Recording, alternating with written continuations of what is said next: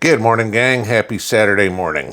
Okay, is it just me, or does it seem like the violence in this country has skyrocketed? Okay, that kind of was a rhetorical question because we all know it has. We're seeing murders, attempted murders, God knows what, all over the country. We could say all over the world, but I'm going to focus just on the U.S. because that's what affects me and most of you guys. You know, Irina, finally, they signed Irina's law in North Carolina yesterday after sitting on the governor's desk for a week. Actually, something might be an arrestable offense. Gee, we have to keep guys in jail that have 39 felonies. What a concept. We could talk about Charlie Kirk's murder, though I'm waiting to see this one. This is going to be very interesting what the sentencing is because we know the guy's guilty. Okay. But we've gotten so violent as a nation because his poor upbringing. He didn't have a daddy at home. Yada yada yada. So we have to forgive his crimes. I mean, there was somebody yesterday. I don't remember. I read so many articles on this stuff. I don't care if the guy's committed 5 or 6 crimes. Maybe he was hungry. Somebody said. AOC's famous comment of, well, gee, you know what? If they can't afford food, what else do you expect them to do? They have to steal it. We'll just let that bit go. Okay, it's the broken windows theory. You let the little ones go, and eventually the bigger and the bigger and the bigger ones go. And eventually we wind up in an anarchist, violent, escape from New York type country. Let's just take a look at what's happened here yesterday. Okay? We're going to go way back in the time machine here, all of 24 hours. Diddy got sentenced yesterday for all the prostitution, child trafficking, drugs, yada, yada, yada, yada, that he committed. He got 4 years, 50 months to be exact. Woohoo, they should have thrown him in jail and thrown away the key. Okay.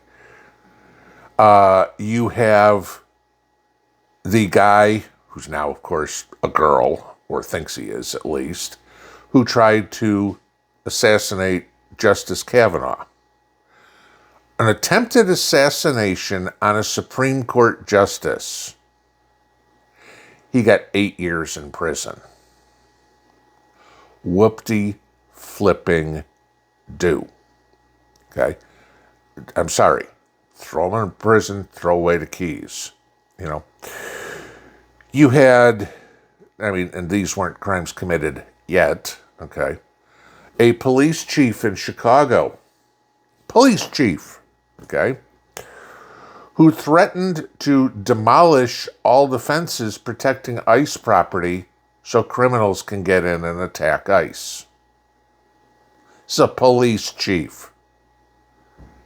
He should be unemployed, and he should be prosecuted.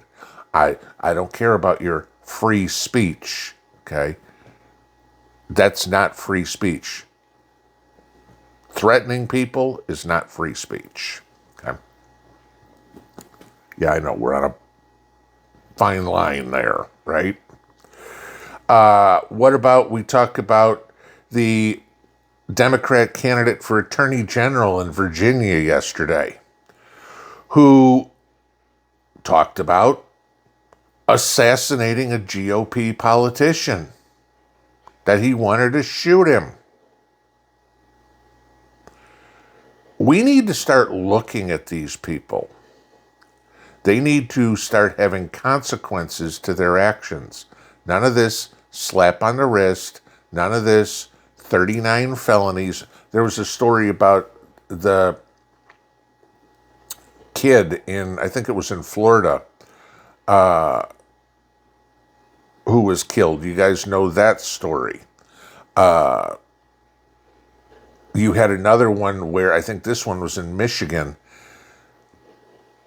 A man broke into a house, wound up killing a 6-year-old kid, and they're letting him out of prison. Murder. Okay? 10 years.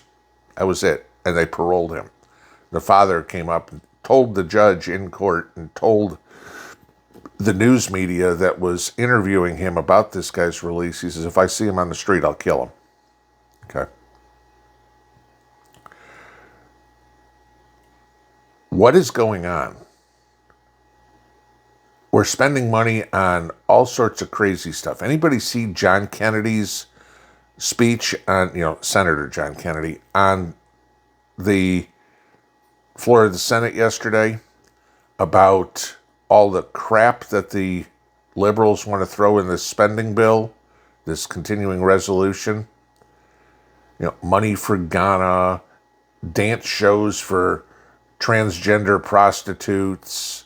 I mean, there's a lot more to it that the Democrats had shoved in besides the health care for illegals that they had in this CR. Okay? That's just the big one. But it's a couple of $1 million here, a couple of $1 million there, 500,000 here or something. Yeah, that adds up. Okay? $500,000, I don't remember which one that was, but, like I said, for transgender dance parties in some Rwanda or something like that. Really? $500,000? You could house a lot of veterans. You could feed a lot of homeless. I mean, imagine what you could do with $500,000. You could probably retire, okay? And we're gonna piss it away for a dance party. Right. The violence is only going to ramp up because the liberals, for some goofy reason, won't do anything to put the criminals away. And the only reason I can come up with is because they're the useful idiots to the liberal elite. Hey, if these guys are going shooting up a school or shooting up a synagogue or shooting up a grocery store or whatever, that's giving us talking points on how we can get rid of guns, because of course it was the guns problem. It wasn't the fact that the guy had 39 felonies,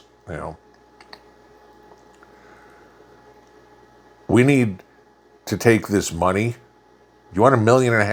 I'll tell you, or I'm sorry, $1.5 trillion. I'll tell you where I'll accept spending $1.5 trillion. Build more prisons. Let's start putting people where they belong. None of this 4 years for running an underground sex ring.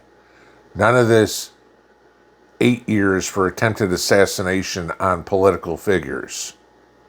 Let's stop with this. We don't have any room in the prisons. Good. Tennessee's about to execute a woman, first woman since 1820, who's been on death row for 30 years. 30 days would have been enough. We could have saved 29 years and 11 months. Okay. Gee, we have an open cell. Any volunteers? We got plenty in every state in the country to put them in. We need to hire boatloads more police, not IRS agents, cops. We need to give police, the FBI, their jobs back, their balls back, basically, and let them do something. You see everything going on in Portland. ICE was being protested, if you want to call it that, violently protested by Antifa for over 100 days now. And the cops just stand there as people try to drive their car through. And these violent Antifa terrorists beat on the car, try to drag people out of the car, try to beat up people, and the cops just stand there. And they get asked, why aren't you doing anything? And they say, the politicians have told us not to confront the Antifa people. So whatever happened to serve and protect? Because obviously you aren't protecting those people that are getting their property smashed in or their lives endangered. What are you there for? To watch? Terrorism is not a spectator sport. Terrorism is something you do something about. We have a big problem in this country with the court system, lenient judges, activist judges, politicians who handcuff law enforcement. This ain't Mayberry anymore. The country doesn't respect the police. Half of us do, okay? Half of us don't. How many videos have you seen online where somebody gets pulled over for a ticket and starts telling the cop, you don't have the right to do this, I'm not getting out of the car, yada, yada, yada, yada, yada. And the next thing you know, 5 minutes into the video, they're laying face down on the ground in handcuffs, okay? Because everybody thinks they're more important than anybody. I hate to tell you this. Elon Musk gets pulled over and he has to listen to the cops. Otherwise, he's going to jail. Sure, he could bail himself out easily, okay? But to quote the Democrats, nobody's above the law. But the law needs to start enforcing things. And there needs to be penalties that fit crimes. Murder is it, as far as I'm concerned. And I love a first degree, second degree, manslaughter, blah, blah, you know, everything like that. You killed somebody. It's not a slap on the wrist. You see these stories in the news about Muslim rape gangs. These 5 guys went and raped a 12-year-old. Well, it's part of their culture, and so we're just we'll let them go and tell them not to do it again. Oh, and so the 12-year-old will just forget about the fact that ever happened to her, right? No. We need to start taking care of this. If we've got politicians at every level, and this starts at the local level, who will not prosecute people, we need to get rid of them. If we've got judges who will not sentence people, we need to get rid of them. And a lot of judges are around the country, guys, are elected officials, okay? So when it comes time for 2026's election, you may have to elect on who's, it may be on your ballot who's a judge. You might want to go look into a little bit and go, what's this guy's or woman's record on sentencing? Oh, here's a guy who had his 5th drug conviction, and you gave him a $100 fine? You're out of here, okay? Before this guy kills somebody, if he already hasn't. We need to get tough on crime in this country, because crime is certainly getting tough on us.